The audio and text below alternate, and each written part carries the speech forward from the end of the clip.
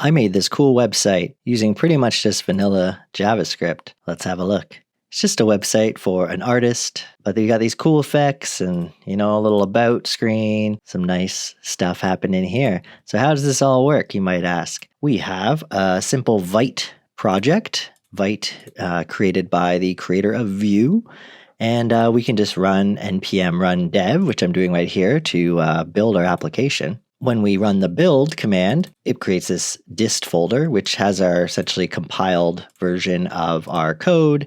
And this is what we would deploy to our web server. However, in here, we have all of our public assets, so images and fonts and that kind of stuff. The real magic happens in our index.html, which is pretty basic, has a lot of metadata in it, show up nicely in search engines and whatnot. But really, we're just loading this module called main.js, and then we have a little bit of HTML to have the logo and the about button and the text that will show up and whatnot. And then a whole bunch of boxes that have these sort of starting positions using the data parameter, as well as the image within it. If we look at the main.js file, this is our class called app, and we set some parameters, our screen width and screen height, and we have elements, and we have different directions, and we have a Boolean for whether the about is visible. When window loads, we create a new instance of this app and we run app.init. And this goes and runs a few setup functions, such as calculating the size, which is going to get the window size. We have initializing the elements. So we're just creating essentially variables to cache these document.query selectors so that we can work with them like this instead of calling this all through our code. We add some listeners, so when the about button's clicked, we handle the about click.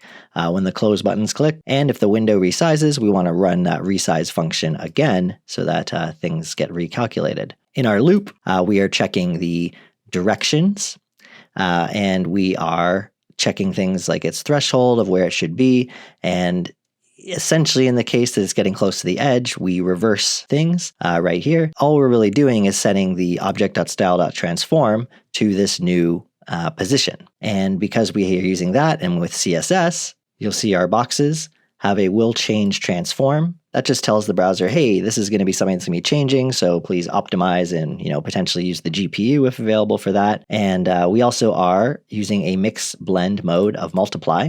And that's how we get this cool effect without, doing anything too fancy. It's just multiplying these two layers together and coming up with the colors in between those.